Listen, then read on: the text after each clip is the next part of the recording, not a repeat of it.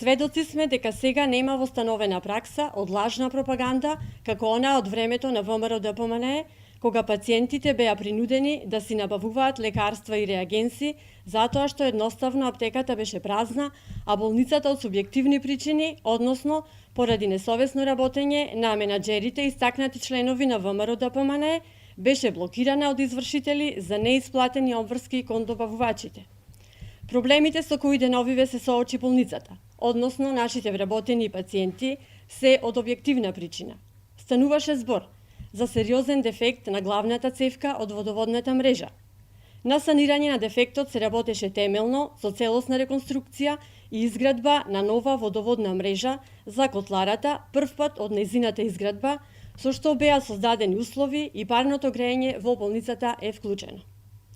За разлика од тоа време, кое никој не сака да се повтори, денес, благодарение на соработката со Министерството за здравство и нивното разбирање за проблематиката со недостиг на лекари, но и планскиот и студиозен пристап на менаџментот на болницата, можеме да се пофалиме дека во моментов имаме 42 лекари на специализации и 8 мина на субспециализации.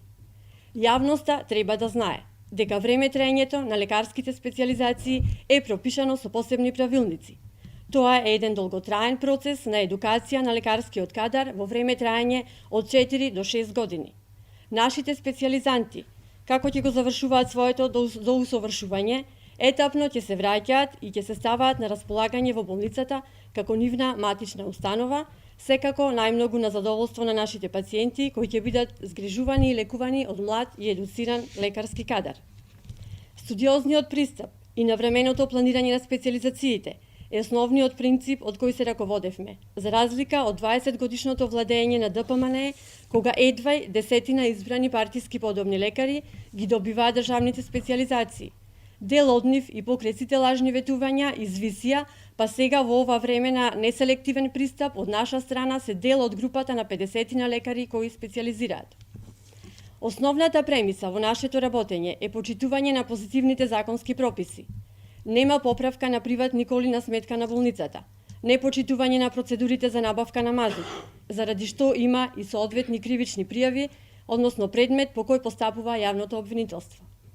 За разлика од тие матни и мачни времења, сега навременото планирање од наша страна доведе до ситуација да обезбедиме 25 тони мазут во август и 30 тони во септември, а се обезбедуваат дополнителни 25 тони мазут, со што сметаме дека ќе обезбедиме доволно количини од овој енергенс за непречено затоплување на целата болница.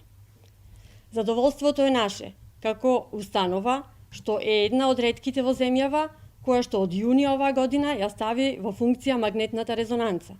По многу лаги и неисполнети ветувања на ВМРО ДПМНЕ, набавен е најсовремен апарат за диагностика. Магнетната резонанца ќе може да ја користат околу 120.000 жители од регионот, кои нема повеќе да патуваат и трошат за прегледи во други градови, туку во својот град секојдневно ќе можат да вршат прегледи по оваа медицинска процедура. Поаѓајќи од намерата за отчетност и транспарентност, би сакале да најавиме воведување на пракса секоја недела преку пресконференции да информираме јавноста за работењето на болницата.